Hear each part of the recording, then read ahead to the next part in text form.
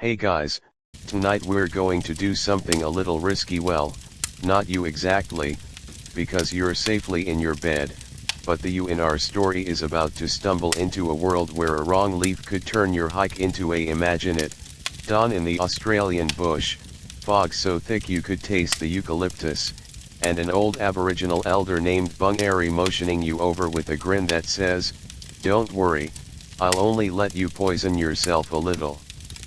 So, before you get comfortable, take a moment to like the video and subscribe, but only if you genuinely enjoy what I do here. No pressure, really. I won't cry into my herbal tea if you don't. Okay, maybe a small sip of sadness. And hey, let me know in the comments where you're tuning in from and what time it is where you are. I love picturing all of us scattered across the globe, cozy in our own little nests, diving into history together. Now, dim the lights, maybe turn on a fan for that soft background hum, and let us ease into tonight's journey together. You follow Bungaree's leathery footsteps, your boots squishing into soil that smells like wet charcoal and wild mint. He's wearing a kangaroo skin satchel slung over one shoulder, and every now and then he pauses to tap a tree trunk, muttering something that sounds like a greeting. "First rule of the bush," he says without turning, "plants are both your friends and your worst roommates. They'll heal you, feed you, or make you wish you'd stayed in bed. Guess which one we're starting with?" He stops at a scraggly shrub with leaves that look like they've been cut with pinking shears. "This is Acacia victoriae," he says, plucking a leaf and crushing it between his palms. A sticky, golden juice oozes out, and you lean in for a sniff, sharp, almost metallic, like rusted pennies with a hint of honey. "Good for stopping blood," he says, smearing the juice on a fresh scratch he'd nicked on a branch earlier.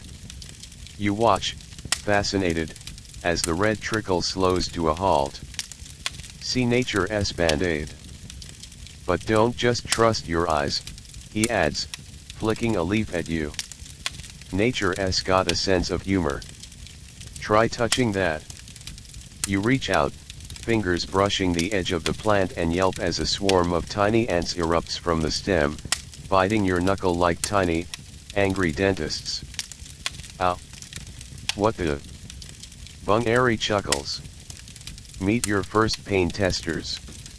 These little fellas live on the acacia, they're like the quality control team. If a plant's safe, they'll let you know by not attacking.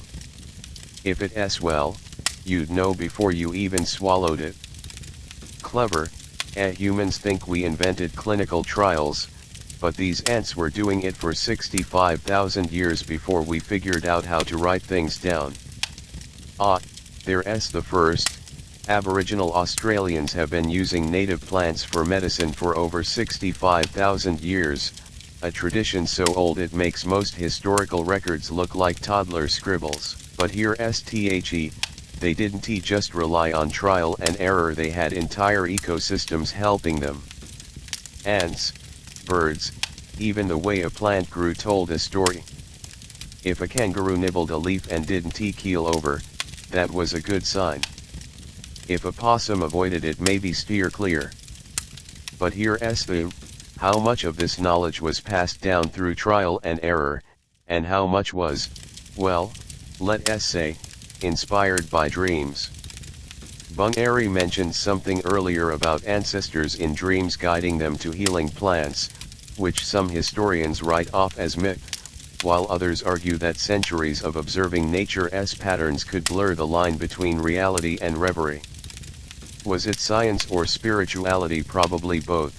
Like a latte with extra espresso, why choose when you can have both? You're too busy blowing on your ant-bitten finger to care right now, though.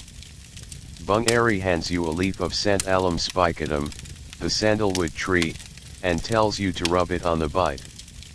The scent is warm, woody, instantly calming, and within seconds the sting fades.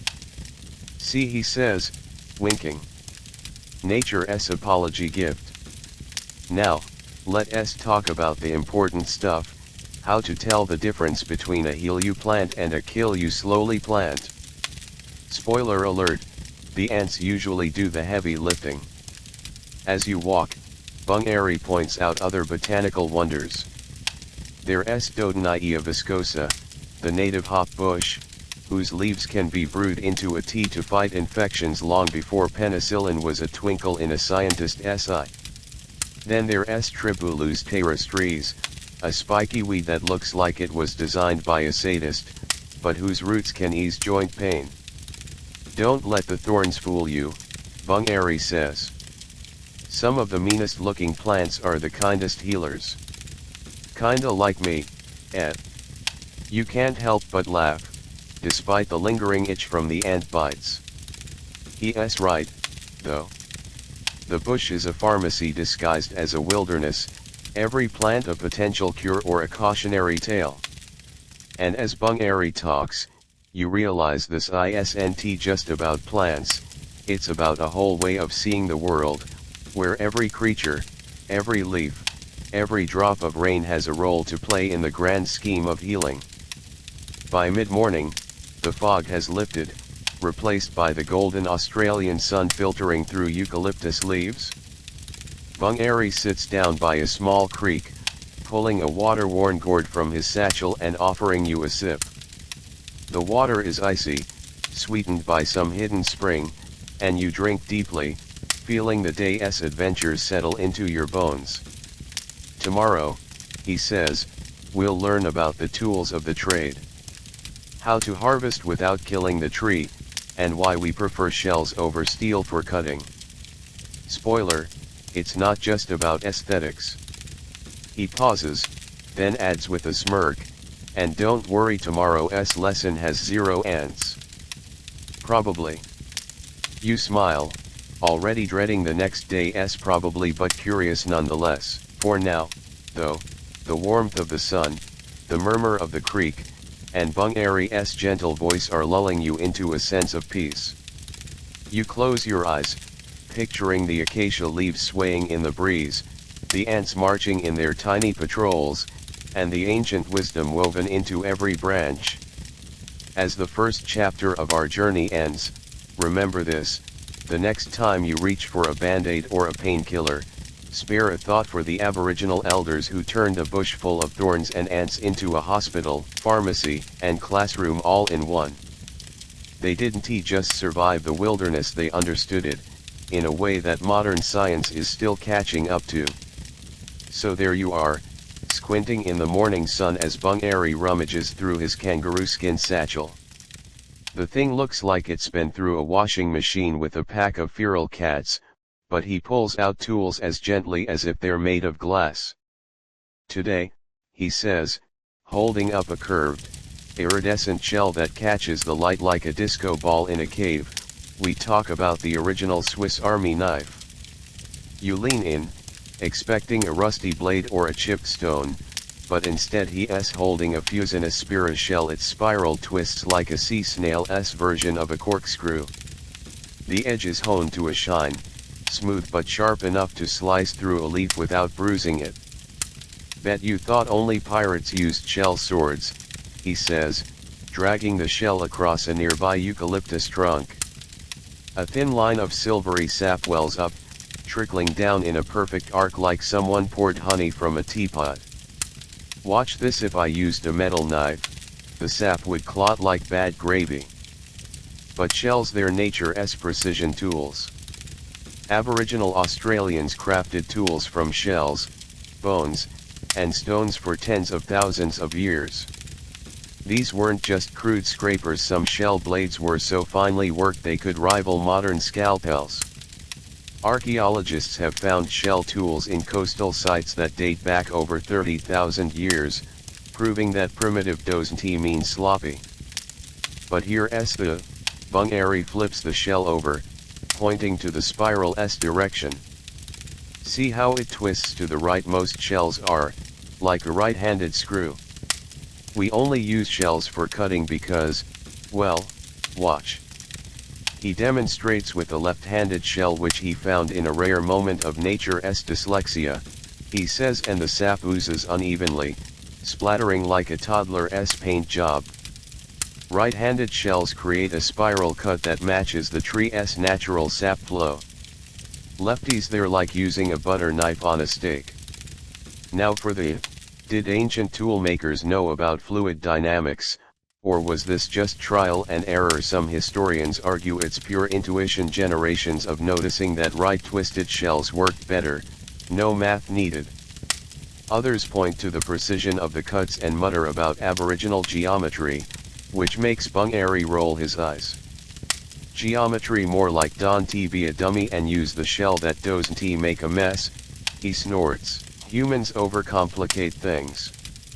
He hands you the shell, which feels surprisingly light, like holding a piece of polished sea glass. Go on, try it. But if you hack the tree like it owes you money, I'm making you apologize to the spirit of the eucalyptus. You take a deep breath, pressing the shell's edge to the bark. It glides through like a hot knife through butter, and sap wells up in a neat line. Not bad, Bungaree nods. Now, let us talk about why we don't just use rocks. He produces a flat, oval stone from his satchel, smooth as a river pebble but with a serrated edge. This is a waddy blade, good for scraping bark or cleaning animal hides. But shells, they be got two superpowers: they don't rust, and they self-sharpen.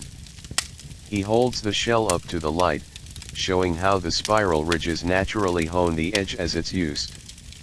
Metal knives need a whetstone, but this guy just toss it in the sand for a week, and it's sharper than a lawyer's wit.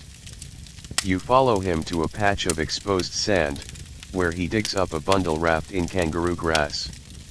Inside are more shells, each with notches or carvings. See this one? He points to a shell with 3 lines etched near the tip. That's a 3-day healer used for cuts that take 3 days to heal.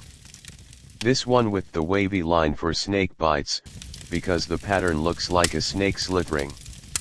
It's like a prehistoric emoji system, but instead of it's a shell with a tiny carving of a leaf. These shell tools weren't just functional, they were status symbols. A healer with a collection of rare, perfectly shaped shells was like a modern doctor with a wall full of degrees. Some shells were traded across hundreds of kilometers, carried by ancient merchant networks that make UPS look like amateurs. Bungaree mentions a turbopethylatus shell found in the desert, which originally came from the Great Barrier Reef. That's like finding a New York taxi in the middle of the Sahara, he says. But here's the, were these shell tools used only for practical purposes, or did they have spiritual significance? Bungaree runs his thumb over a shell with a crude sun carving. Sure, we used them to cut bark, but we also used them in ceremonies. When you're healing someone, the tool has to be as clean in spirit as it is in edge. Some archaeologists dismiss this as romanticism, but others point to shell tools found in burial sites, suggesting they were meant to aid the dead in the afterlife. Maybe they just wanted their ancestors to have good tools, Bungaree shrugs. Who knows, dead people don't leave Yelp reviews. As the morning wears on, he shows you how to make a miwi, a shell adze used for shaping wooden bowls. He straps the shell to a stick with sinew and demonstrates chopping a piece of mulga wood. The shell bites into the grain without splintering it, leaving a smooth surface that would make a carpenter jealous. Modern steel, it heats up and burns the wood, he says, wiping the shell on his pants. Shells stay cool, like a cucumber in a heat wave. You try your hand at shaping the wood, but your strokes are awkward, and the shell bounces off the grain. Bungaree watches, unimpressed. You're hacking at it like you're fighting a tree, not courting it. Gentle, like you're combing a kangaroo's fur. You slow down, and sure enough, the shell glides through, leaving a smooth curve. There you go, he says. Now you're getting the hang of it. Tools are an extension of your hand, not a weapon. By noon, you're covered in wood shavings and sap, but you're holding a roughly shaped wooden dish, your first bushcraft masterpiece. Bungaree inspects it, then nods. Not bad for a city slicker. Tomorrow, we'll talk about the smelliest healer in the bush. You'll thank me later, but first, you'll probably curse me. You laugh, already dreading the smelly healer but curious nonetheless. As you walk back to camp, you run your finger over the edge of the shell knife, marveling at its smoothness. It's easy to think of ancient tools as crude, but holding this shell, you realize it's anything but. It's a blend of practicality, artistry, and a deep understanding of nature, like a smartphone made from sea and sand. As the second chapter wraps up, remember this: the next time you use a kitchen knife, spare a thought for the Aboriginal toolmakers who turned seashells into precision instruments. They didn't have factories or engineers, just observation, patience, and a healthy respect for the materials. Maybe primitive is just a word we use when we can't imagine doing something so clever with so little. So there you are, pinned face down in a pile of smoking eucalyptus leaves, like a human burrito wrapped in nature's version of Vicks VapoRub. The steam is rising in thick, eye-watering clouds, and you can feel the sticky resin soaking through your shirt. Pretty sure this is what being marinated feels like. Bungaree stands over you, poking the leaves with a stick like he's roasting a particularly stubborn marshmallow. Relax, he says, this is just the welcome to the smelly club initiation. You try to protest, but your words come out as a muffled blurg into the foliage. Meanwhile, a group of kids from the nearby camp are snickering behind a gum tree, pointing at your rapidly darkening shirt. Hey, at least I'm not the one who'll be eaten by mosquitoes later, you mumble, which only makes them laugh harder. Spoiler, you're about to eat those words along with a healthy dose of eucalyptus fumes. Aboriginal Australians have been using eucalyptus for thousands of years, not just as a natural bug repellent but as a powerful antiseptic. The Arurnt people called it antikanti and used the leaves to treat infections, while the Yangu burned it in ceremonies to cleanse the air. When European settlers first saw this, they thought it was just primitive incense. Little did they know, they were watching the original version of Lysol. But here's the eucalyptus oil is so potent that early bush doctors would dilute it in water and use it to clean wounds way before Joseph Lister invented antiseptic surgery. Bungaree pulls out a battered tin can filled with a yellowish liquid. This is kino, he says, dipping a finger in and showing you the sticky substance. It's the tree's blood, basically. Mix it with eucalyptus oil, and you've got a paste that heals cuts faster than a kangaroo on roller skates. Now for the how did Aboriginal people figure out that eucalyptus had antibacterial properties? Some scientists say it was pure observation, watching animals rub against eucalyptus trees when they were injured. Others argue it was part of their dreamtime knowledge, passed down through spiritual visions. Bungaree just shrugs. Does it matter? The tree gives, we use. Maybe the spirits told us, maybe we saw a possum do it. Either way, it works. As if on cue, a mosquito buzzes into the cloud of eucalyptus smoke and promptly does a nosedive, like a tiny pilot losing control. See, Bungaree says, nudging the insect with his toe. Nature's bug zapper, no batteries needed. Colonizers used to douse themselves in foul-smelling chemicals, but we had this smells bad, works great, and doesn't leave a sticky residue. You finally manage to sit up, coughing and covered in leaf bits. Your shirt now smells like a cross between a menthol candy and a campfire, but surprisingly, the mosquitoes have given you a wide berth. Bungaree hands you a bundle of fresh eucalyptus leaves. Crush these and rub them on your skin. Pro tip: avoid the eyes unless you want to cry like a baby at a puppy reunion. You do as he says, wincing at the strong scent. It's like sniffing a jar of Vicks that's been left in the sun, but sure enough, the bugs stay away. Now, let us talk about the real magic, Bungaree says, leading you to a sickly looking kangaroo lying under a tree. The animal has a nasty wound on its leg, and Bungaree starts chewing on some eucalyptus leaves, spitting the pulp onto the injury.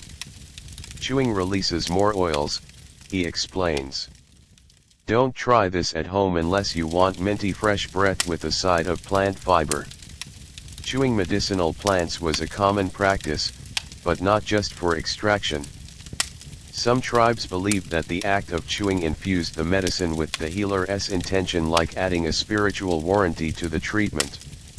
Modern scientists might roll their eyes, but studies have shown that chewing certain plants can break down cell walls, releasing more active compounds.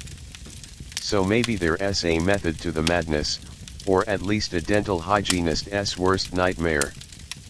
But here's the was the use of eucalyptus for infections a form of early pharmacology, or was it tied to spiritual beliefs? Bungaree treats a sick child by placing eucalyptus leaves under their pillow and singing a quiet song. The leaves heal the body, the song heals the spirit, he says. Some historians argue that the spiritual aspect was just a way to explain the science, while others insist that the two were inseparable. Why can't it be both? Bungaree asks. You take a pill and say a prayer, same thing, just fancier packaging. By late afternoon, you're helping Bungaree prepare a eucalyptus steam bath for an elderly woman with a cough. He builds a fire, places a pot of water on it, and tosses in a handful of leaves. The steam rises, carrying that familiar menthol scent. Inhale deep, he tells the woman, who obediently leans over the pot, wrapped in a kangaroo skin.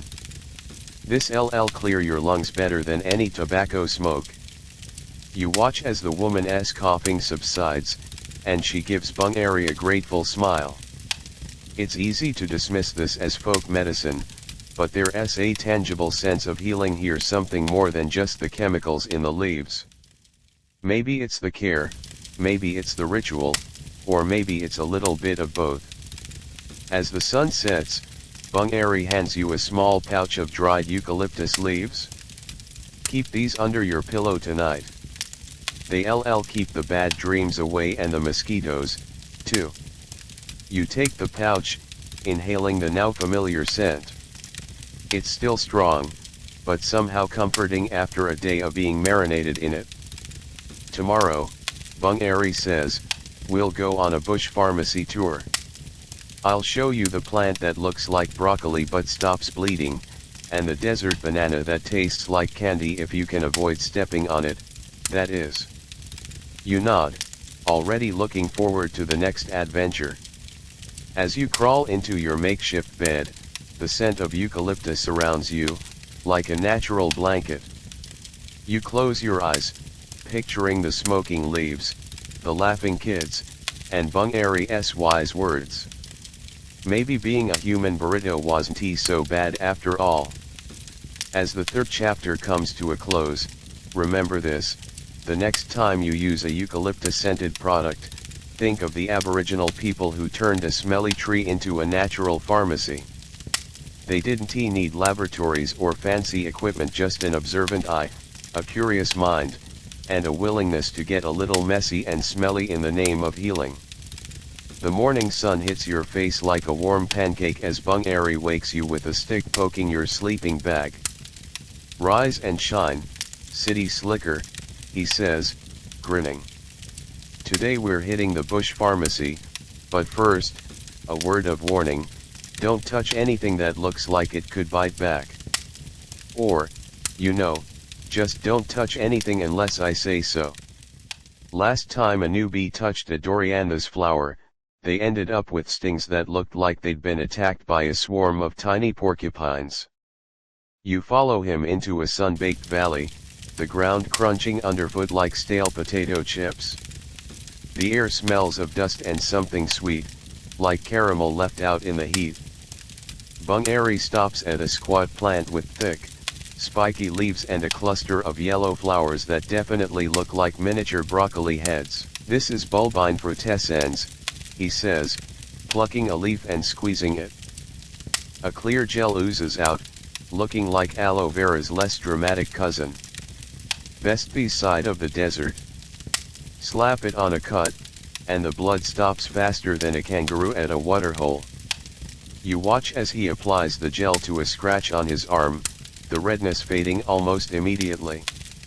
See nature's first aid kit, he says. Europeans used to bring these big tin boxes full of bandages and iodine, but we had this growing right under our feet. Spoiler, their iodine smelled worse than a dead wombat, and our gel smells like cucumber on a good day. Aboriginal Australians had an incredibly diverse knowledge of medicinal plants, with different regions using hundreds of species for various ailments. This wasn't just random guessing, they had complex systems for classifying plants, based on everything from their appearance to their effects. The bulbine was a staple in many desert communities, known for its soothing and healing properties. But here's the Bungaree leads you further into the valley, where the ground is covered in small, round lumps that look like yellow potatoes. Watch your step. He shouts. Too late, your boot crushes one of the lumps, revealing a creamy white interior. Oops, you say, feeling guilty. Don't worry, he chuckles, picking up a piece. Meet the Marsdenia australis, aka the desert banana. This little guy is nature's candy bar. He scrapes off the skin and offers you a bite. It's sweet, like a cross between a banana and a yam, with a hint of honey. Dried, it's sweeter than sugar, Bungaree says. Early colonizers found these and thought they were poisonous potatoes. Can you believe it? They threw them away like yesterday's news. Now, plant scientists are all over them, talking about superfoods and sustainable crops. Humans, am I right, take thousands of years to appreciate something good. Now for the why did early European settlers so often misidentify useful native plants as poisonous? Some historians say it was cultural bias. They couldn't imagine that primitive people had sophisticated botanical knowledge. Others argue it was a language barrier. They didn't understand the warnings or instructions given by Aboriginal guides. Bungaree has his own theory. They were too busy thinking their own potatoes were the best.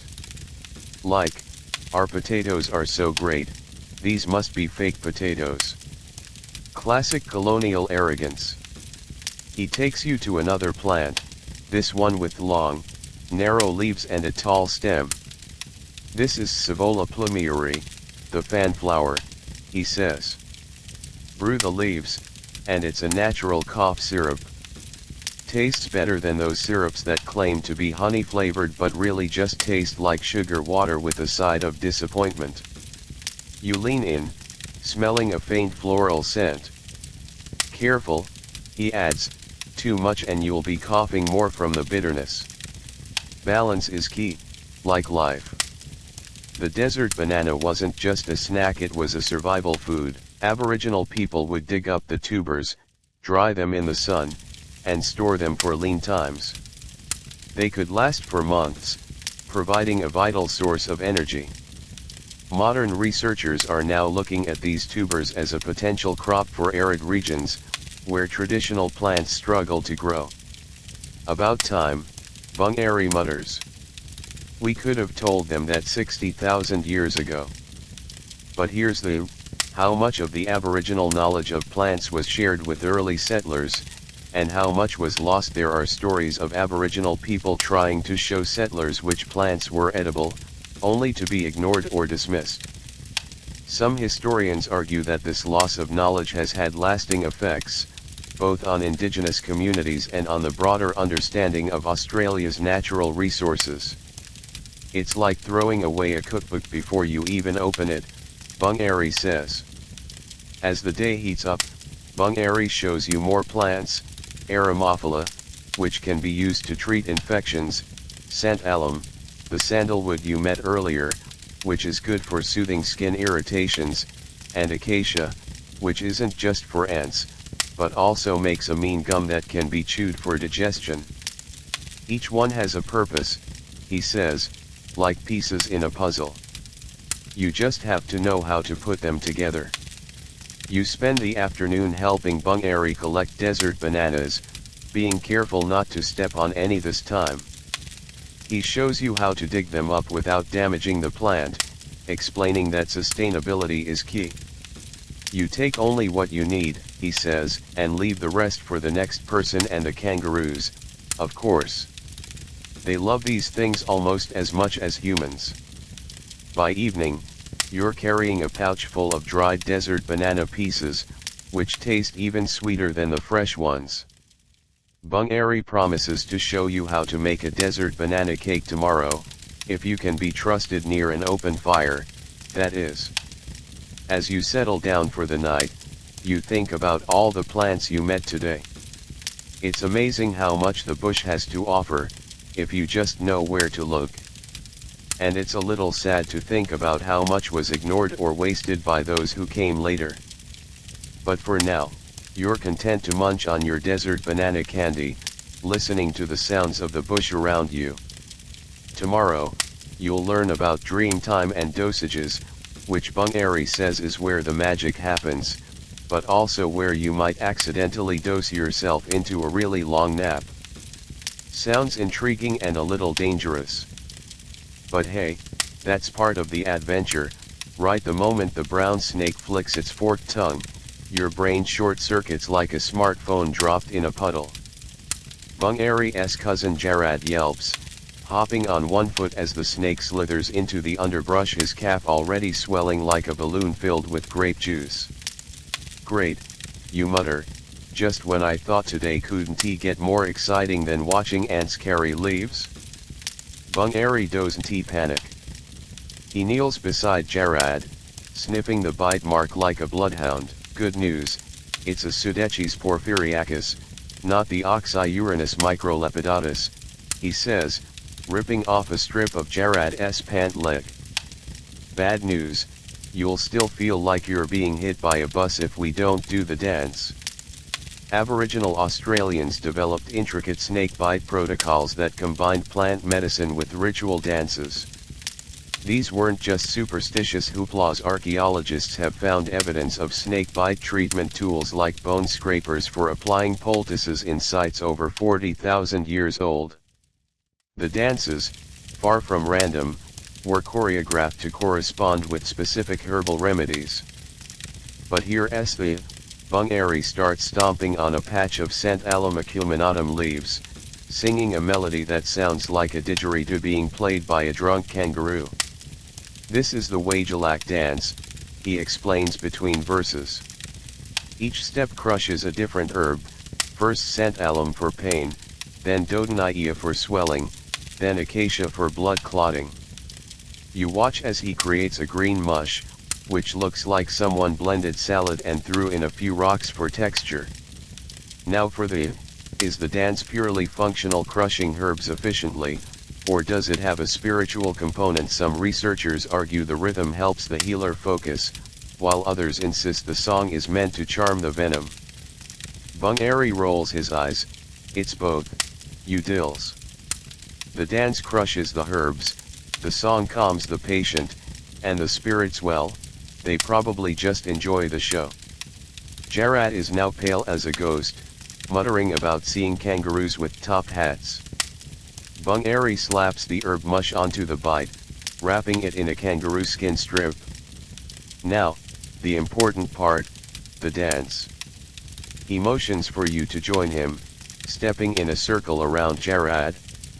Left foot, right foot, stomp on the Dodonaea. No, not like you're killing a spider, like you're petting a very large, very angry spider. You mimic his steps, feeling ridiculous but too scared to argue. The herbs release a sharp scent, mixing with the smoke from the nearby fire. Jared's breathing seems to ease, and his mumbling turns to quiet snores. See, Bungaree says, grinning. Works better than those fancy hospital machines.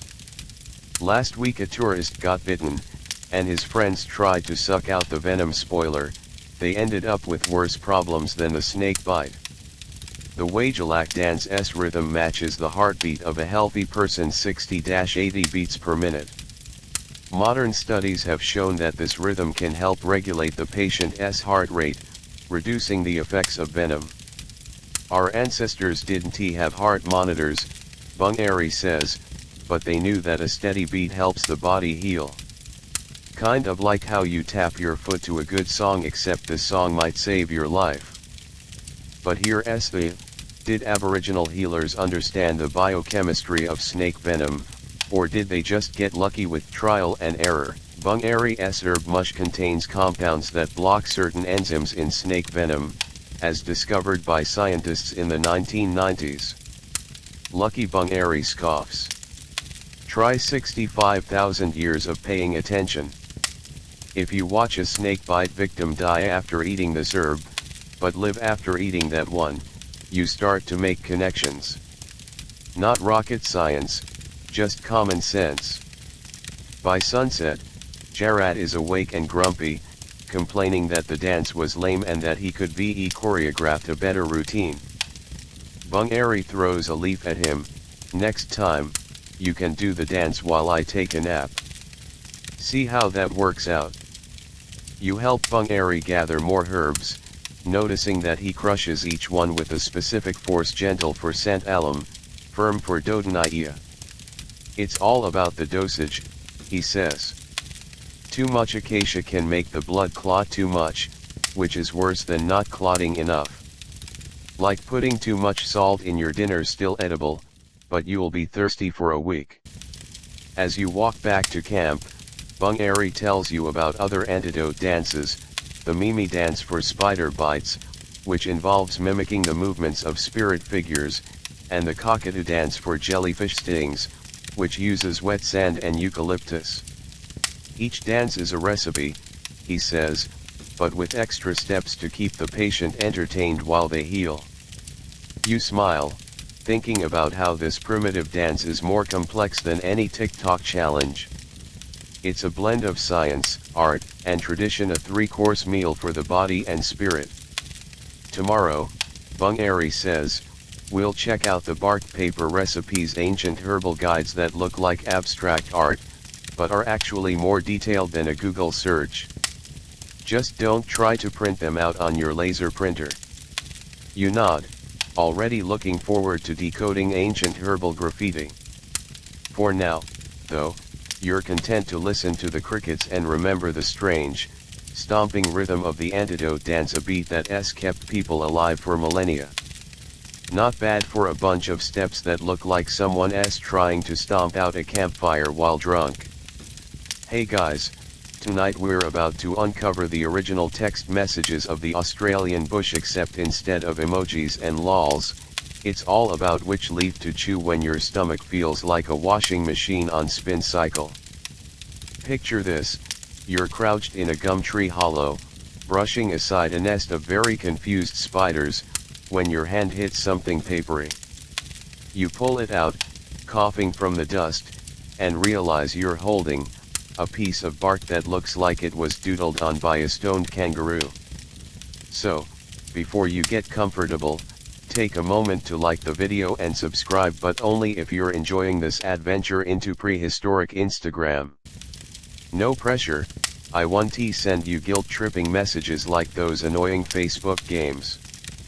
And hey, drop a comment with your city and time, let us see if anyone's tuning in from a literal gum tree right now. Now, dim the lights, maybe fluff your pillow into a makeshift bark scroll, and let us dive into the world of bark paper recipes.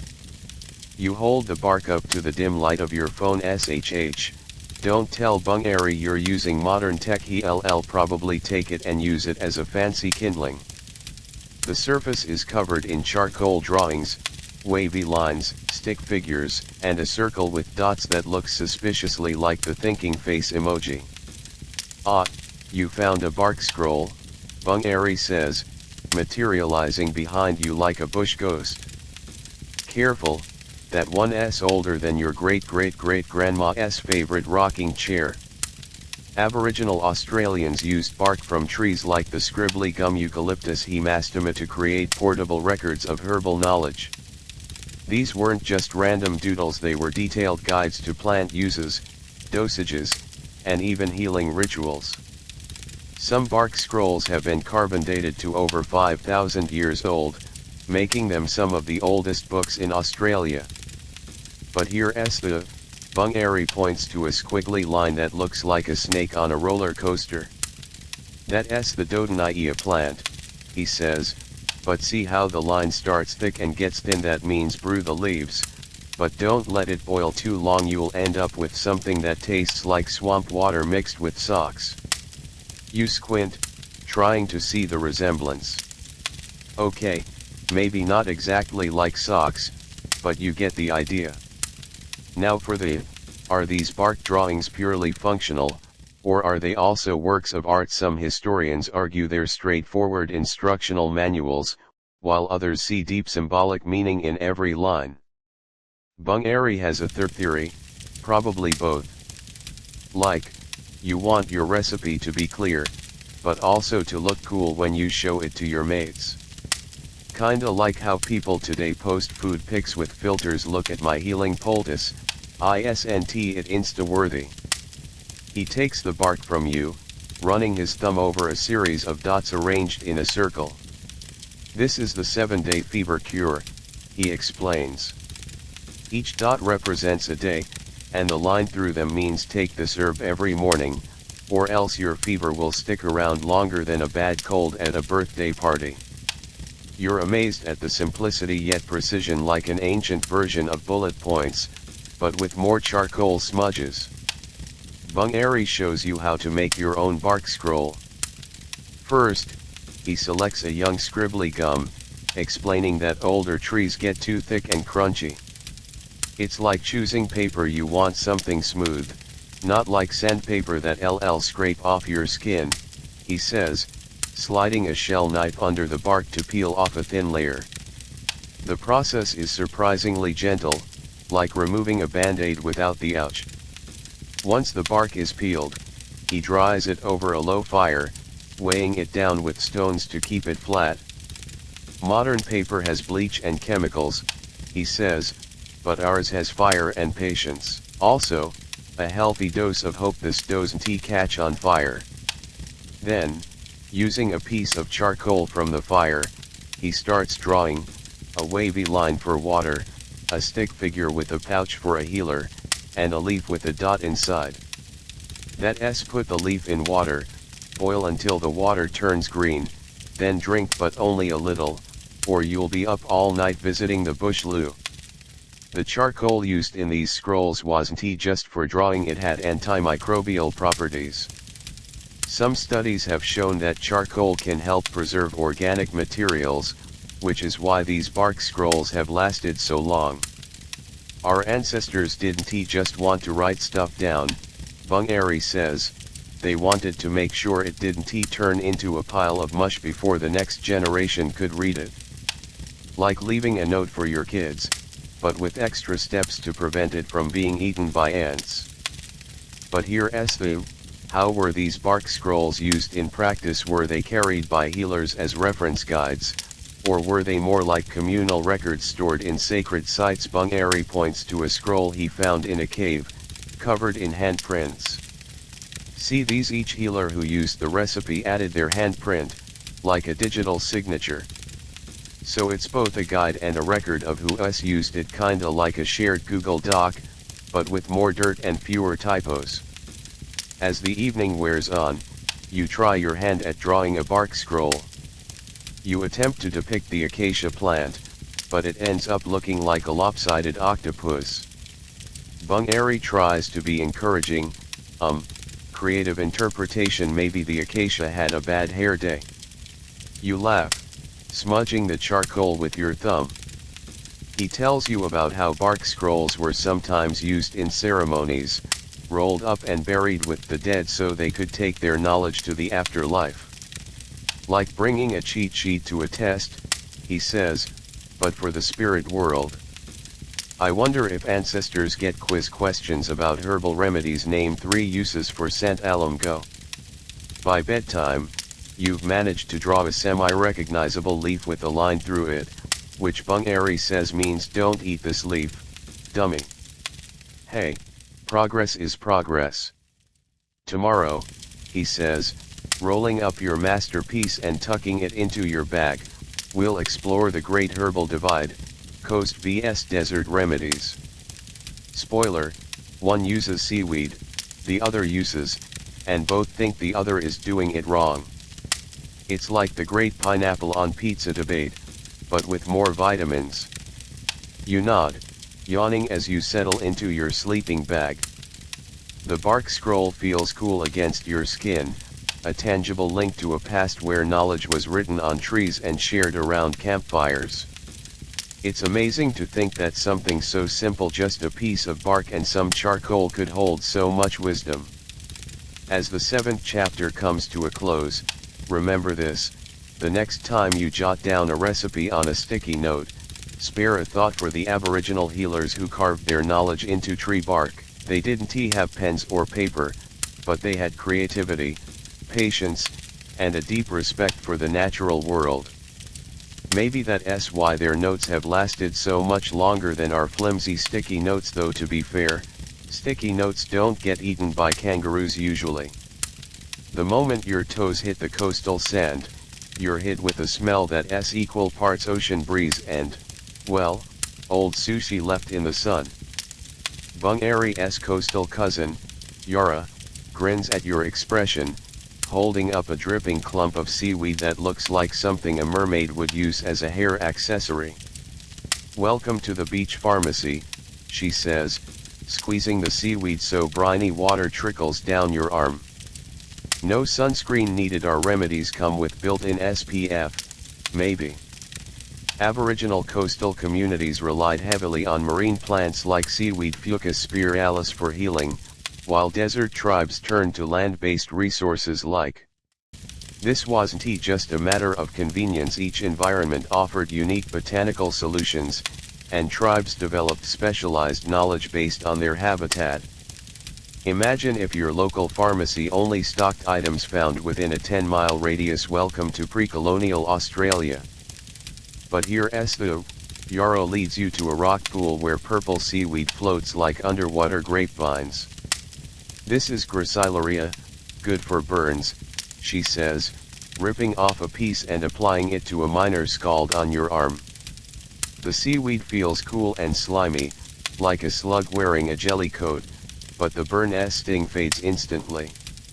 "Desert folks think we're crazy for putting fish salad on wounds," she chuckles, "but there smells like a barbecue gone wrong, so who's the real weirdo?" Now for the which is more effective, seaweed or for skin injuries? Some studies show seaweed's antioxidants help with inflammation, while oil's fatty acids promote healing. But cultural bias plays a role. Marine biologists might praise seaweed, while desert ecologists swear by products. Bungaree, when asked, just shrugs. "It's like arguing whether pizza should have pineapple. Both work, but some people are wrong." Yara takes you to a cave where drying seaweed hangs from branches like green streamers at a mermaid's birthday party. "We ferment it for extra oomph," she says, pointing to a bubbling clay pot. Fermented seaweed has more vitamins than a multivitamin pill, plus, it makes a mean face mask if you're into that whole seaweed facial thing. You lean in for a sniff and immediately regret it. It smells like low tide mixed with old gym socks. "Yeah, the smell is an acquired taste," Yara admits, but results speak for themselves. Meanwhile, hundreds of miles inland, Bungaree is heating fat over a fire. "Desert remedy 101, he says, stirring the golden goo with a stick. "Is like nature's WD-40, fixes everything from dry skin to achy joints." He dabs some on your chapped lips, and it tastes surprisingly neutral, like melted butter with a hint of dust. "Coast people think this is gross," he says, but at least we don't have to worry about our medicine washing away with the tide. Coastal tribes used seaweed not just for burns, but also as a dietary supplement rich in iodine. It prevented goiters. Desert tribes, meanwhile, mixed with sant alum powder to create a soothing ointment. The two remedies are as different as sushi and barbecue, but both get the job done. It's all about adaptation, Yara says when you mention this. We use what the sea gives, they use what the land provides. No shame in that unless you're using both together, which would be interesting, to say the least. But here's the, did these regional remedies develop independently, or were there cross-cultural exchanges? Archaeologists have found coastal seaweed in desert burial sites, suggesting trade routes existed. Maybe they swapped recipes like people trade recipes on Pinterest. Bungaree jokes. Hey, check out this great seaweed burn remedy. Have you tried your in a stew? You spend the afternoon alternating between coastal and desert remedies. Yara treats your sunburn with a seaweed poultice, while Bungaree uses oil on your sore muscles from hiking. Both work shockingly well, though the seaweed makes you smell like a seafood restaurant, and the oil leaves you greasy enough to fry an egg on your arm. Which do you prefer? Yara asks, eyeing Bungaree. Depends on whether I want to smell like the ocean or a barbecue, you reply, which makes both of them laugh. Bungaree adds, see, that's the beauty of it, no one size fits all. The coast and desert are like two different cookbooks, and we're the chefs picking the best recipes for the day. As the sun sets, Yara gives you a pouch of dried seaweed, and Bungaree hands you a small jar of. Mix them at your own risk, Bungaree warns, but maybe they'll create a super remedy that cures everything including bad taste in cosmetics. You smile, tucking both away. It's fascinating how different environments can lead to such diverse solutions, yet both are rooted in a deep respect for nature. Tomorrow, Yara says, we'll explore the forbidden leaf, the one that tastes like soap and makes your tongue do the hokey pokey. Spoiler, it's not great for first dates, but amazing for cleaning your mouth. You nod, already dreading the soap-tasting leaf but curious nonetheless. For now, you're content to listen to the ocean waves and the crackling desert fire, marveling at the vast wisdom contained in both seaweed and oil. The moment Bungaree points to the scraggly bush with leaves that look like they've been starched, you know it's trouble. That's acacia victoriae, he says, voice suddenly serious, but we call it the forbidden leaf. Touch it, smell it, especially don't chew it, unless you want your tongue to go on a permanent vacation from taste. You, of course, do the exact opposite. When Bungaree turns to scratch his nose, you pluck a tiny leaf and pop it in your mouth. Instantly, your taste buds explode in a flavor that's equal parts dish soap and aluminum foil. Your tongue swells like a balloon filled with cotton, and you gag, spitting out green mush that looks like someone blended a loofah with mouthwash. What the you croak, voice muffled by your now numb tongue. Bungaree sighs, handing you a gourd of water. I told you. That's the plant that taught our ancestors the meaning of do not eat. First time my cousin chewed it, he talked like a chipmunk for 3 days, could only say bleep bloop until the numbness wore off. Aboriginal Australians used acacia victoriae and similar plants for oral hygiene long before toothbrushes existed. The leaves contain tannins and saponins, natural compounds that fight bacteria, basically, nature's Listerine, but with a side of holy moly that's bitter. Some tribes would chew the twigs as toothbrushes, scraping plaque while enduring the soapy taste. But here's the saponins in the forbidden leaf create a soapy lather when mixed with water, perfect for cleaning wounds or, yes, mouths. Modern scientists have extracted these compounds for use in eco-friendly detergents, but they haven't quite figured out how to make them taste less like liquid hand soap. Our ancestors were like, this tastes awful, but our gums feel great, let us keep using it, Bungaree says. Talk about commitment to oral health. Now for the, was the forbidden leaf used only for practical purposes, or did it have spiritual significance? Some anthropologists point to rituals where healers would chew the leaf before ceremonies, claiming the numbness put them in a trance. Others argue it was just a way to freshen breath before important meetings. Bungaree has a third theory, probably both. Like, I need clean teeth, but also, this numbness is trippy, maybe the spirits are trying to tell me something about flossing. He shows you how to make a bush toothbrush properly using a twig from the acacia, fraying the end with a shell knife, and rubbing it along the teeth. See, no plastic, no fluoride, just pure determination to not have bad breath, he says. You try it, wincing at the soapy taste but admitting your teeth feel oddly smooth afterward. Better than those fancy electric toothbrushes that cost more than a kangaroo, Bungaree adds. The forbidden leaf wasn't just for mouths when boiled, the saponins create a gentle cleanser for baby's skin. Aboriginal mothers would use it to bathe infants, saying it kept the spirits of itchiness away.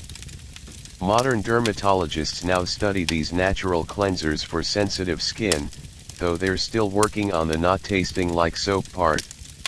Our ancestors knew what worked, Bungaree says, they just didn't care about marketing slogans like hypoallergenic or fragrance-free. They had works or we die. But here's the, how did Aboriginal people discover the medicinal properties of such unpalatable plants? Bungaree tells a story of a young hunter who, after eating bad berries, chewed the forbidden leaf to mask the taste and noticed his upset stomach improved. Accident or intuition? Bungaree asks. Maybe he was just desperate, but sometimes desperation leads to discovery. Kinda like how someone invented chocolate chip cookies by accident, except this is less delicious. By midday, your tongue has mostly regained feeling, though everything still tastes slightly like detergent. Bungaree hands you a piece of sandalwood to chew, which has a sweet, woody taste that cuts through the soapiness. Natural palate cleanser, he says. See, we thought of everything, even how to undo the damage of our own experiments. He shows you other forbidden plants, Datura stramonium, which can cause hallucinations if misused, and acacia obtusifolia, whose seeds are toxic if not prepared correctly. Each one is a lesson, he says. Eat me and die, or eat me correctly and live. The line is thin, like a spider's web in the wind. You spend the afternoon helping Bungaree collect acacia twigs, careful to avoid the leaves. He shows you how to dry them in the sun, explaining that dried twigs lose some of the soapy taste but keep their cleaning power. It's like aging a fine wine, he jokes, but instead of getting better, it just gets less awful. As evening approaches, Bungaree wraps a bundle of dried twigs in kangaroo grass and hands them to you. For your future oral hygiene needs, he says. Just don't try to make a smoothie out of them. Trust me, I tried that once, and my stomach didn't speak to me for a week. You laugh, tucking the bundle away. It's wild to think that something so unpleasant could be so useful, but that seems to be a theme in the bush. Ugly ducklings that turn into swans of the medicinal world.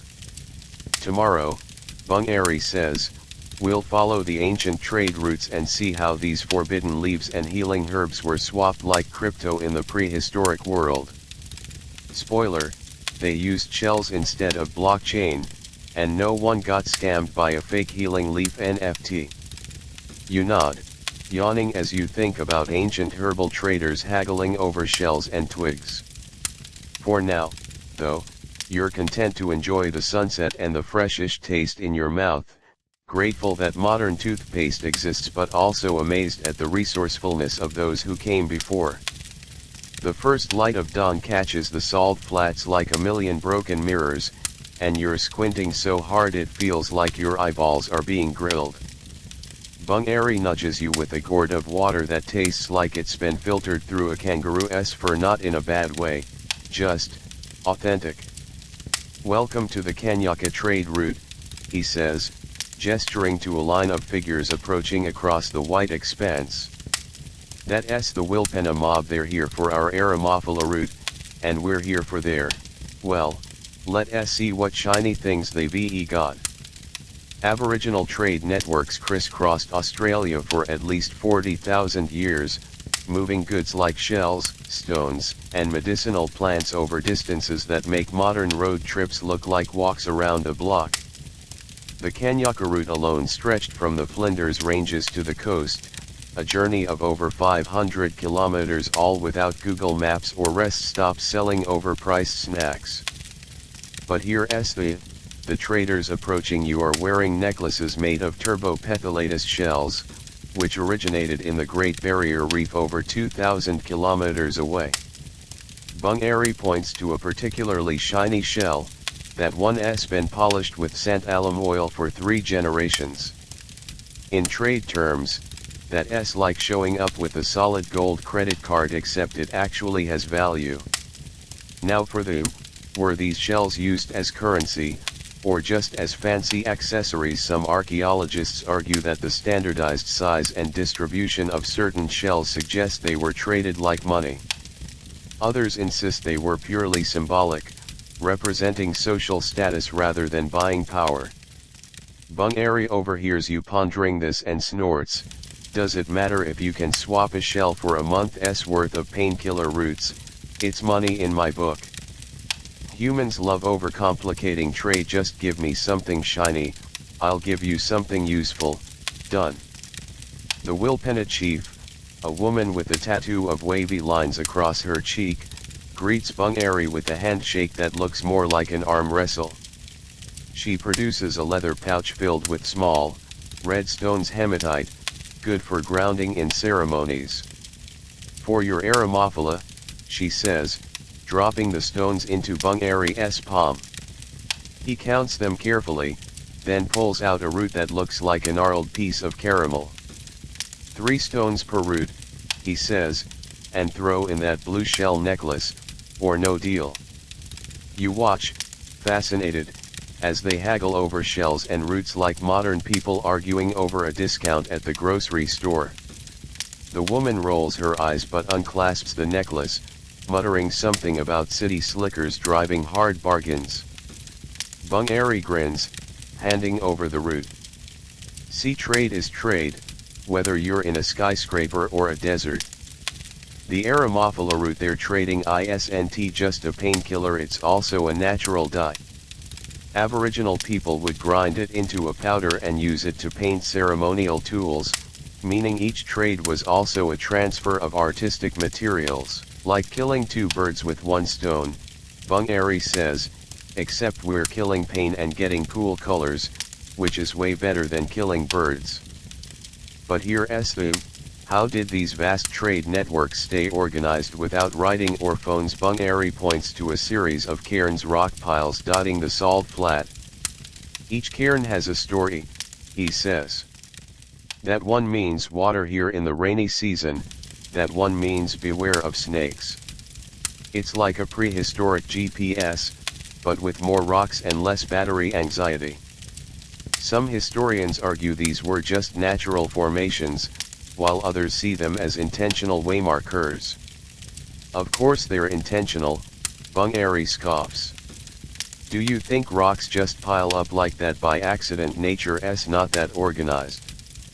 As the trade continues, you notice that each group has unique ways of preparing their goods. The Wilpena mob has dried their savola leaves in the shape of fish, while Bungaree's people have braided acacia gum into ropes.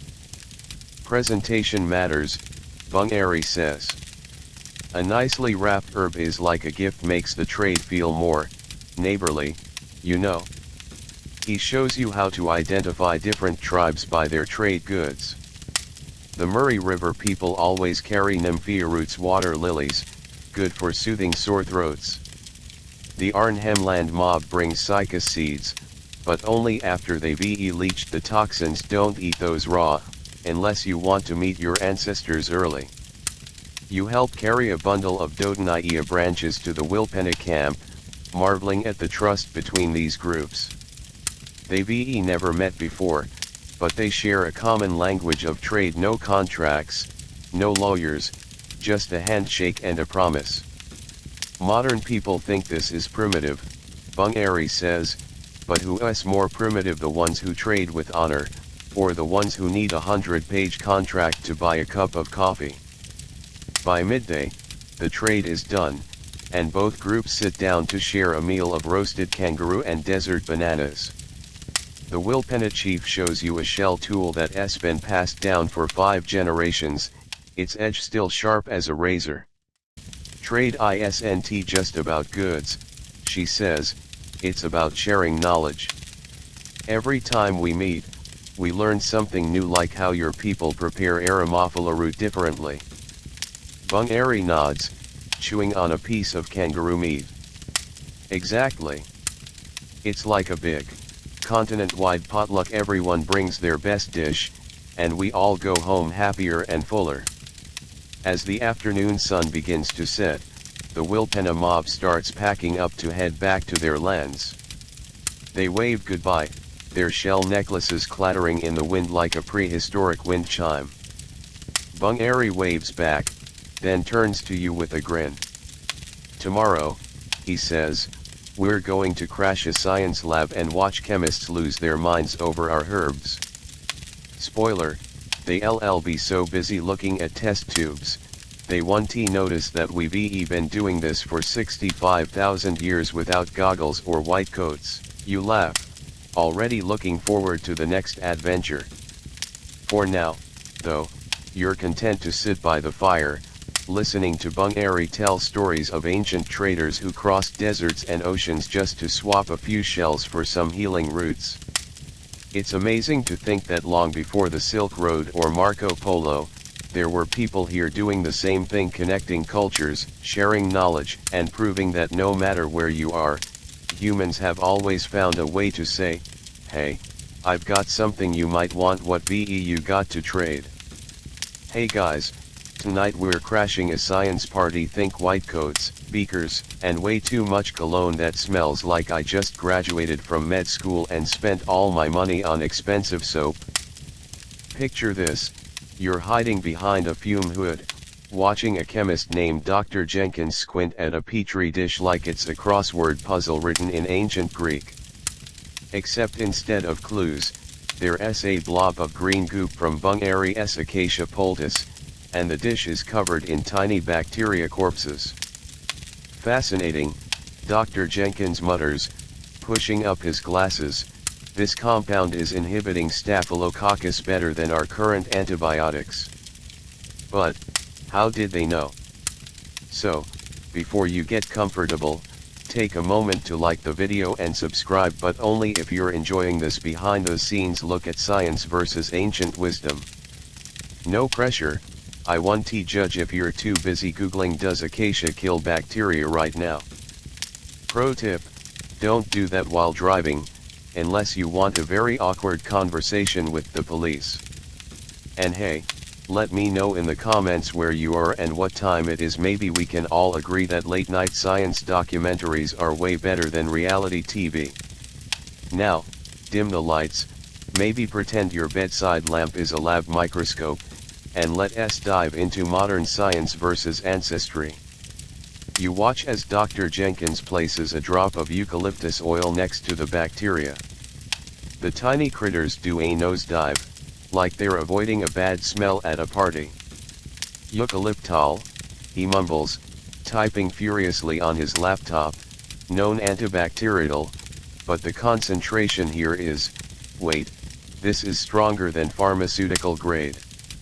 How is that possible? In the 1990s, scientists first started seriously studying Aboriginal herbal remedies, and what they found blew their minds. Compounds in plants like aromophila and santalum showed significant antimicrobial, anti-inflammatory, and analgesic properties, some even more effective than modern drugs.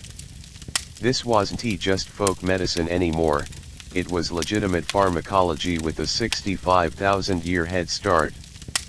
But here's the Dr. Jenkins pulls up a study from 2017 where researchers tested Dodonaea viscosa against MRSA, the superbug. The plant extract killed 99% of the bacteria in under an hour, faster than many hospital disinfectants. The kicker, he says, pointing to the graph, Aboriginal people have been using this plant to treat infections for millennia. We're just now catching up, with expensive equipment and grants that cost more than a house. Now for the who owns this knowledge. When pharmaceutical companies isolate a compound from a plant used by Aboriginal people, should they pay royalties? Some argue it's cultural appropriation, while others say knowledge is universal. Bungaree, when told about this, just shook his head. If we charged royalties for every plant we discovered, we'd be richer than those guys who invented Bitcoin. But money's not the point, respect is. Like, maybe start by saying thanks instead of look at my new discovery. You follow Dr. Jenkins to a mass spectrometer, where he's analyzing the acacia gum. The machine beeps and whirs, spitting out a readout that looks like a grocery list written by a caffeinated squid. Tannins, flavonoids, phenolic acids, he reads, but there's something else, a compound we haven't identified yet. It's like nature's secret weapon, hiding in plain sight. In 2023, a team of scientists discovered that Acacia victoriae gum contains a unique polysaccharide that boosts the immune system. They called it acacia and started testing it for cancer treatments. The kicker, Aboriginal people had been using the gum to strengthen the spirit during illnesses for generations. We named it, Dr. Jenkins admits, but they knew about its power long before we had a word for polysaccharide. But here's the, how much can modern science learn from traditional knowledge without misunderstanding it? Dr. Jenkins shows you a paper where researchers tried to replicate an Aboriginal cough remedy but used the wrong plant part, leading to no effect. They thought it was just about the chemicals, he says, but forgot that timing, preparation, and even the healer's intention might matter. It's like trying to make a pizza by just throwing cheese on bread. You miss the sauce, the crust, the love. You spend the afternoon watching Dr. Jenkins and his team test various herbal remedies. They're amazed by the sandalwood oil's ability to soothe irritated skin, the bulbine gel's healing properties, and even the humble desert banana's nutritional value. This stuff is gold, Dr. Jenkins says, but we almost ignored it because it didn't come from a lab. Bungaree, who has been lurking in the corner much to the scientists' discomfort, pipes up, you know, when we make the acacia poultice, we always do it under a full moon. Not because it's magic, but because the sap flows better then. Did your machines tell you that? Dr. Jenkins blinks, then furiously starts typing again. No, he says, but maybe they should. As the evening wears on, you notice a shift in the lab. The scientists are no longer just analyzing compounds, they're asking Bungaree about preparation methods, seasonal variations, and spiritual aspects. We were so focused on the what, Dr. Jenkins admits, we forgot to ask the how and why. Bungaree grins, pulling out a bark scroll from his satchel. Glad you're catching on. Now, about that royalty check for the eucalyptus oil. The scientists laugh, but there's a hint of awkwardness. It's a reminder that while science can analyze the chemistry, it can't always capture the context, the thousands of years of knowledge, observation, and tradition that went into these remedies. Tomorrow, Bungaree says, as you leave the lab, we'll witness the great medicine clash of the 19th century when European doctors tried to replace our herbs with mercury, and let's just say, the patients weren't too happy about it. Spoiler, mint tea versus mercury pills is a no-brainer, but some people needed to learn that the hard way. You nod, yawning as you imagine the chaos of colonial medicine. For now, though, you're content to think about the meeting of two worlds, the ancient wisdom of the bush and the modern marvels of science. As the 11th chapter comes to a close, remember this: the next time you take a pill or use a cream, think about the Aboriginal people who paved the way for modern pharmacology. They didn't have microscopes or fancy degrees, but they had something just as valuable: an intimate relationship with nature and a deep respect for the knowledge passed down through generations. Maybe, just maybe, the real magic isn't in the lab equipment or the chemical formulas, it's in the collaboration between ancient wisdom and modern science, working together to heal the world. The first thing you smell in the colonial tent is a mix of sulfur and something that reminds you of old pennies, probably the mercury ointment Dr. Smythe is slathering on a feverish child's chest. The kid, a scrawny boy with sunburned cheeks, looks like he'd rather be wrestling a crocodile than lying here. There, Smythe says, adjusting his pince-nez glasses, this calomel will purge the bad humors. Just like Hippocrates intended. Beside you, old Ngarla rolls her eyes so hard you think they might get stuck in the back of her head. She's holding a bundle of fresh mint leaves, the scent cutting through the mercury stench like a knife through butter. Bad humors, she mutters in your ear, more like bad ideas. Wait till he sees what happens when you put liquid silver on a kid. When European settlers arrived in Australia, they brought with them medical practices rooted in 19th century science. Think bloodletting, mercury compounds, and leeches. These were considered advanced at the time, but often did more harm than good. Meanwhile, Aboriginal people had millennia-old healing traditions that were dismissed as primitive or superstitious. But here's the calomel Smythe is using is a form of mercury chloride, once thought to cure everything from fevers to syphilis. Problem is, mercury is toxic. Long-term use causes hair loss, tooth decay, and neurological damage.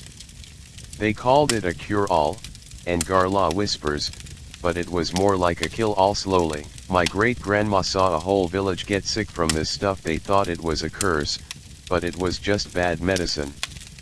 Now for to what extent did colonial medicine actively suppress Aboriginal healing practices? Some historians argue it was intentional, part of a broader strategy to dominate and civilize Indigenous people. Others claim it was just cultural bias, a failure to recognize the validity of alternative medicine. Ngarla has a more straightforward view: when your medicine kills people, and our medicine heals, but they still tell you to use theirs. That's not bias, that's stupidity, or maybe control. Smythe steps back, admiring his handiwork. The child's skin now has a faint silver sheen, like he's been dusted with fairy glitter from a very toxic fairy. Splendid, Smythe says, picking up a lancet. Now we'll just let a little blood. Nope, Ngarla interrupts, pushing past you. She shoves the mint leaves into a tin cup and pours boiling water over them. Here, drink this, she tells the kid, who sips tentatively, then gulps it down. Mint tea, Ngarla says to Smythe, good for fevers. Doesn't tea turn your skin grey, either? Smythe looks outraged, like someone just told him his prized pocket watch is a glorified paperweight. Preposterous.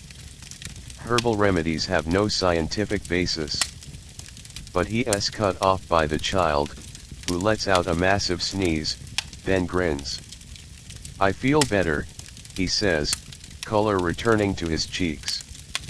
Smythe's mouth opens and closes like a fish out of water, while Ngarla winks at you. See, science is great, but sometimes the simplest things work best, like mint and hot water, not liquid metal. Mint the SPP. was actually introduced to Australia by European settlers, but Aboriginal people quickly adopted it, noticing its soothing properties. We took their plant and showed them how to use it right, and Garla says. Kinda like when they brought sheep, and we showed them how to cook it without burning it to a crisp. But here's the, how did the clash of medical systems affect Indigenous health outcomes? Studies show that after colonization, Indigenous Australians faced higher rates of disease, partly because their traditional healing practices were disrupted. But was this due to the superiority of colonial medicine, or to the disruption of established systems? It's like taking a car that runs on petrol, draining the tank, and then wondering why it won't start when you pour in orange juice, and Garla says. Of course it won't work, you broke the system. Over the next few days, you witness more clashes. Smythe tries to treat a cut with iodine, which stings so badly the patient yelps like he's being attacked by a cassowary. And Garla steps in, applying bulbine gel, which soothes the pain instantly. Smythe prescribes opium for a cough, but the patient ends up sleepy and confused, and Garla gives Savola tea, which stops the cough without the haze. You see, and Garla says, their medicine is like a sledgehammer brute force, lots of side effects. Ours is like a gentle hand, targeted, effective, and no need for a nap afterward. Smythe isn't convinced, though. He spends his days writing in a leather-bound journal, muttering about savage remedies and unscientific practices. But you notice that when his own stomach aches, he sips on Garla's mint tea pretending it's just a refreshing beverage. One evening, a young woman comes to the tent with severe abdominal pain. Smythe reaches for his mercury pills, but Garla stops him. It's a stomach bug, she says, not bad humors. Give her aromaphila tea, and she'll be fine by morning. Smythe hesitates, then sighs. Fine, have your way. But if she's not better by dawn, I'm blaming you. You stay up all night, watching as the woman sips the bitter tea. By midnight, her pain has eased, and she falls asleep. When Smythe checks on her at dawn, he's visibly shaken. Impossible, he mumbles, a mere herb can't. Can and did, and Garla says, handing him a cup of mint tea. Now, drink this, you look like you need a pick-me-up. And maybe a lesson in humility. As the days pass, you notice a shift. More and more people are coming to Garla for treatment, bypassing Smythe's tent altogether. Smythe tries to compete by offering free bloodletting, but no one takes him up on it. Modern medicine, Garla says, shaking her head, so focused on looking smart that they forget to be effective. Give me a handful of herbs and a fire any day, at least I know what I'm putting in my body. Tomorrow, she says, packing up her herb bundles, we'll visit the concrete jungles of Sydney and see how our healing herbs are surviving in the big city. Spoiler, some of them are thriving in, proving that nature is harder to kill than a cockroach in a nuclear fallout.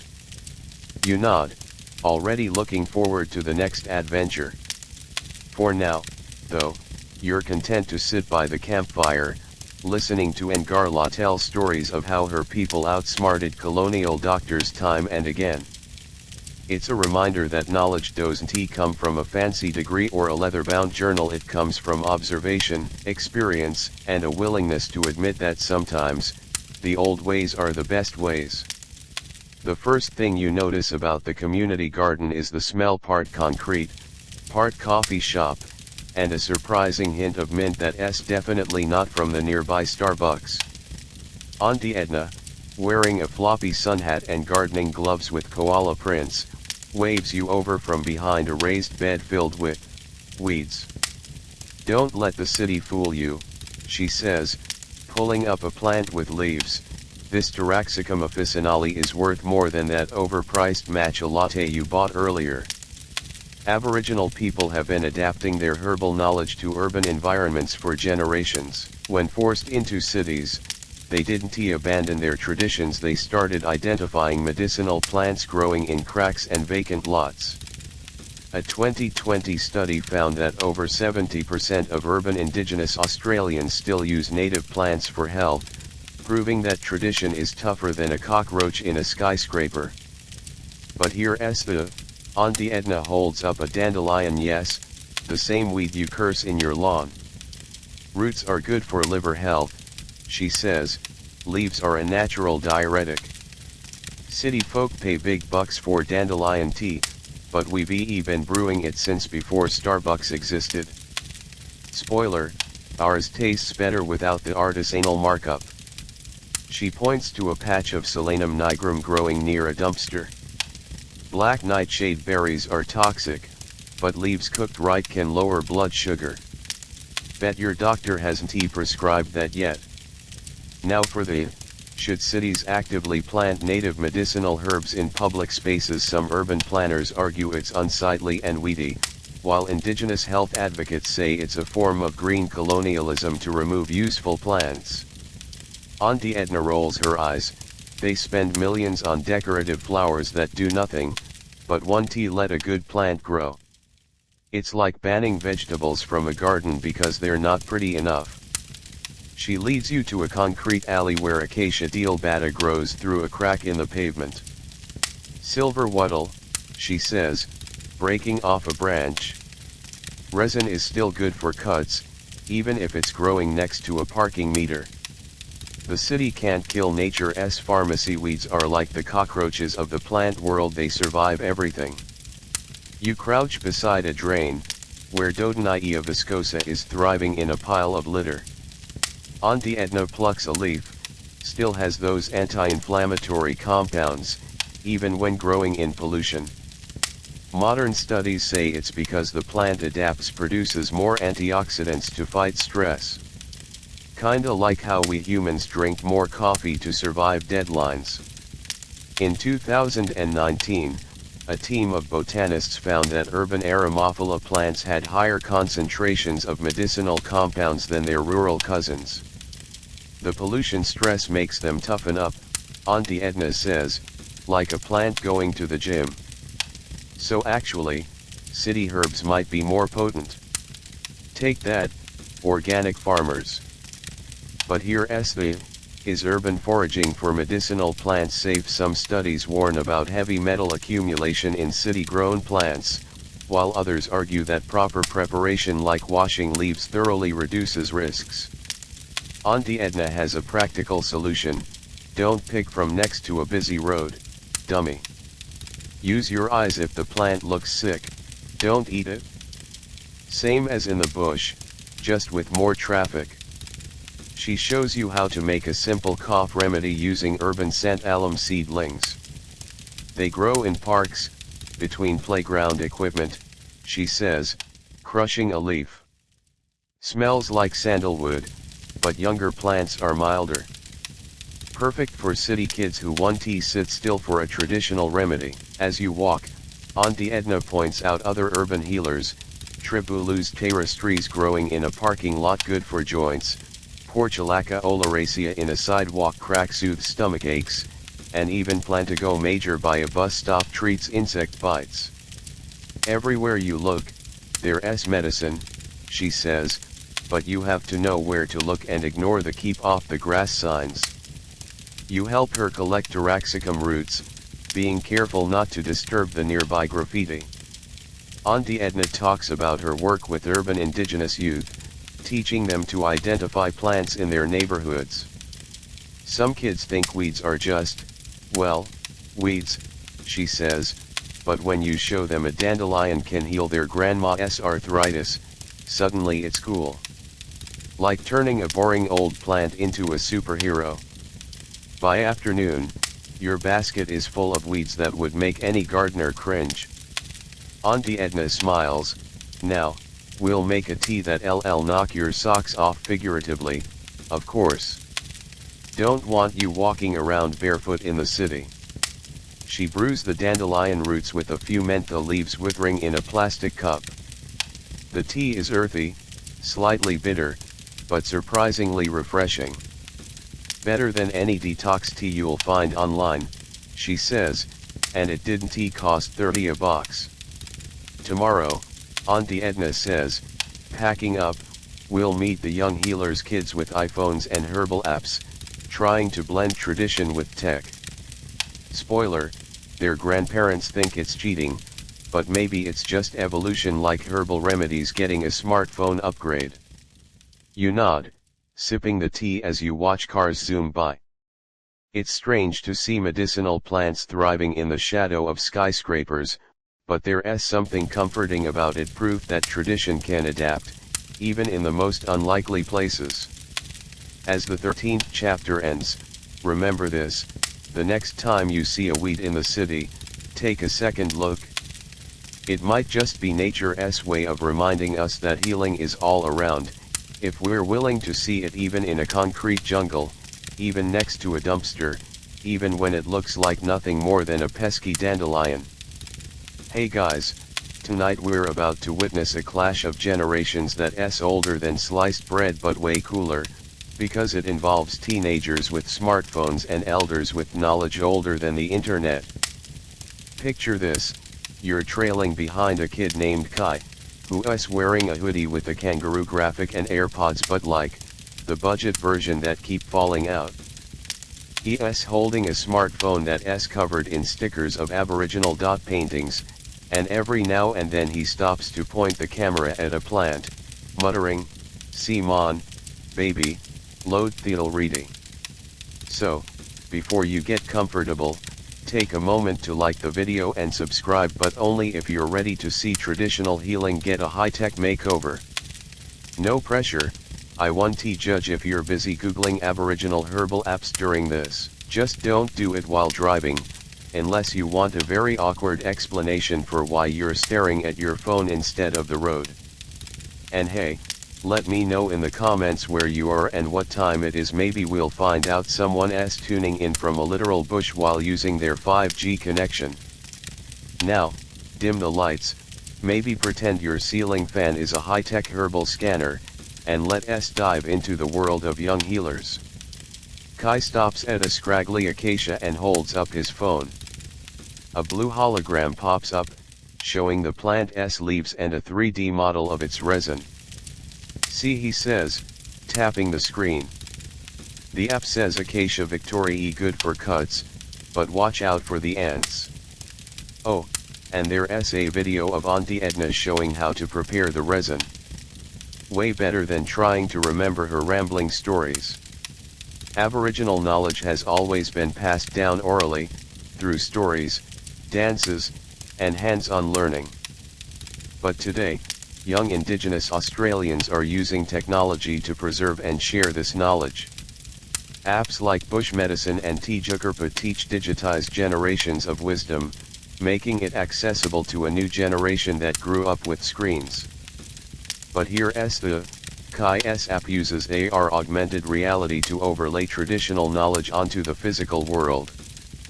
Point your phone at a santalum tree, and you get a pop-up that says, "Sandalwood, good for skin, but only take 10% of the bark to keep the tree healthy." There's even a mini-game where you collect herbs and get points for sustainable harvesting. It's like Pokemon Go, Kai says, but instead of catching Pikachu, you learn how to not poison yourself. Now for the, is digitalizing traditional knowledge a form of cultural preservation, or does it risk diluting the deeper spiritual aspects? Some elders worry that apps reduce healing to button pressing, while younger healers argue it's just a new way to carry the torch. Kai's grandpa, who's watching from a distance, mutters, "Back in my day, we didn't need fancy phones, we had memory and respect. Now kids think knowledge comes from a screen, not from the land." Kai rolls his eyes. Grandpa thinks anything with a battery is magic trickery. But guess what, he's the one who asked me to put his favorite cough remedy recipe on the app. Old people, they love to complain, but they're secretly obsessed with tech. He leads you to a patch of Dodonaea viscosa and opens the app's community tab.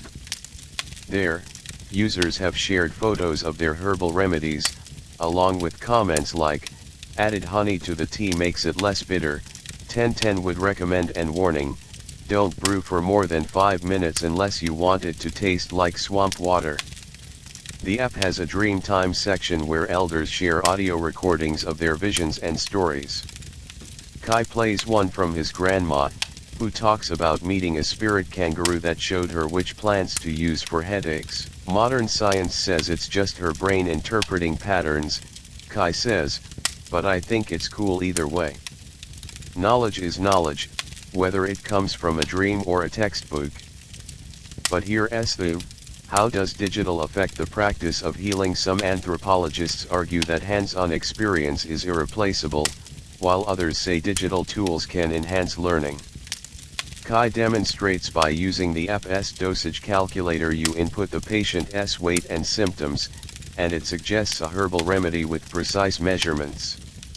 My grandpa says eyeball it, like I did, but this way, we don't have to guess. Science and tradition, working together. You spend the afternoon helping Kai document plants in a nearby nature reserve. He takes photos, records the location, and even uses the app's soil scanner, which is just a fancy name for taking a photo of the dirt, but SHH to note the environment. This data helps us track how plants are adapting to climate change, he says. Grandpa says just look at the tree, it'll tell you, but data doesn't lie, usually. Kai's grandpa joins you, carrying a traditional kangaroo skin satchel. He watches Kai work, then pulls out a hand-carved wooden bowl. Here, he says, this is how we used to store Aromophila roots. Not as flashy as your phone, but it doesn't need charging. Kai grins, taking the bowl. Thanks, Grandpa. Maybe we can scan this and put it on the app as a vintage storage unit. The old man huffs, but you see a smile tugging at his lips. Kids and their gadgets, he mutters, but at least he's still out here, learning. That's what matters. As the evening wears on, Kai shows you how to use the app to find nearby healers. See, this dot is Auntie Edna in the city, this one is Uncle Bungaree in the bush. You can message them for advice, like a herbal hotline. He sends a message to Bungaree, asking about the best way to treat a sunburn. Within minutes, a voice message comes through, tell that city slicker to use bulbine gel, and if he uses his phone too much, I'll whack him with a stick. Traditional remedy for screen addiction. You laugh, imagining Bungaree shaking his head at modern technology. But there's a warmth in his voice, a pride in seeing the knowledge live on, even in a digital form. Tomorrow, Kai says, packing up, we'll look to the future, those leaves whispering to tomorrow, and how ancient herbs might save the world from climate change. Spoiler, they're tougher than we give them credit for, just like my grandpa. You nod, watching as Kai and his grandpa walk ahead, arguing good-naturedly about whether apps can replace traditional knowledge. It's a reminder that tradition isn't static, it evolves, adapts, and finds new ways to thrive, just like the plants they're protecting. As the 14th chapter comes to a close, remember this, the next time you think tradition and technology can't coexist, think of Kai and his grandpa, one with a smartphone, one with a wooden bowl, both dedicated to preserving knowledge that's kept people healthy for millennia. Maybe the future of healing isn't about choosing between old and new, it's about blending them, like a perfect cup of herbal tea that uses both ancient wisdom and a modern thermometer to get the temperature just right. The morning mist clings to the mountain like a stubborn koala, and you're huffing and puffing behind Bungaree, who is somehow bounding up the trail like he is on springs. Last trip, he says, turning to grin, his face lined with more wrinkles than a dried desert banana. Figured we should visit the granddaddy of all herbal spots where even the rocks know how to make a mean poultice. Aboriginal herbal knowledge isn't just about the past, it's a living, breathing tradition adapting to modern challenges. With climate change altering landscapes, indigenous communities are leading efforts to preserve ancient plants, using both traditional wisdom and modern science. It's like merging a vintage car with a hybrid engine, old school charm with new school efficiency. But here's the Bungaree stops at a gnarled Aramophila tree, its leaves curled like tiny tacos. This guy's been here for 200 years, he says, brushing the bark. Seen droughts, fires, even a few lost hikers. Now, it's surviving temperatures 5 degrees Celsius hotter than when it was a sapling. Plants are like cockroaches, harder to kill than you think, but we're giving them a run for their money with climate change. Now for the, should we relocate ancient plants to cooler areas, or trust them to adapt? Scientists call it assisted migration, Bungaree calls it telling a tree where to live. Plants have been moving for millennia, he says, they don't need us to hold their hands. But if we destroy their habitat, then yeah, maybe we owe them a moving van. He reaches into his satchel, now more patchwork than leather, and pulls out a handful of seeds. Santalum, bulbine, even some desert banana, he says, pressing them into your palm. These can handle heat, drought, even poor soil. Maybe they'll be the superheroes of tomorrow's medicine cabinet, assuming we don't pave over them first. You hold the seeds, tiny and unassuming, like nature's version of a USB drive storing ancient healing programs. Bungaree shows you how to plant them in a rocky crevice, muttering a quiet prayer that sounds like a mix of wind chimes and a didgeridoo solo. Not magic, he says, just respect. You plant a seed, you say thanks for the future, simple as that. In 2024, a study found that acacia victoriae seeds can germinate after being baked at 120 degrees Celsius in bushfire ashes. Talk about a survivalist. Aboriginal people have long used fire to encourage herbal growth, a practice now being studied by ecologists as a tool for climate resilience. We called it cleaning the house, Bungaree says, they call it prescribed burning. Different words, same idea, except we didn't need a grant to do it. But here's the, how much should traditional knowledge influence climate policy? Some governments are finally listening, incorporating Aboriginal fire management into land plans. Others still see it as primitive, preferring high-tech solutions. Bungaree's take, if a 65,000-year-old method works, why fix what NT broke? Unless you're a politician, then you have to innovate by complicating things. As you climb higher, Bungaree points out plants struggling in the changing climate. A dodonaea bush has leaves turning yellow, a sure sign of stress. See that, he says, frowning. 10 years ago, this was a green machine. Now, it's like a person who forgot their sunscreen at the beach, burned out. He sprinkles water from his gourd, muttering, "See mon, old friend, hang in there." You spend the afternoon helping Bungaree map healthy plant populations using a mix of traditional knowledge and a basic GPS.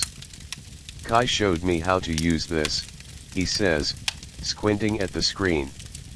Says it's digital country mapping.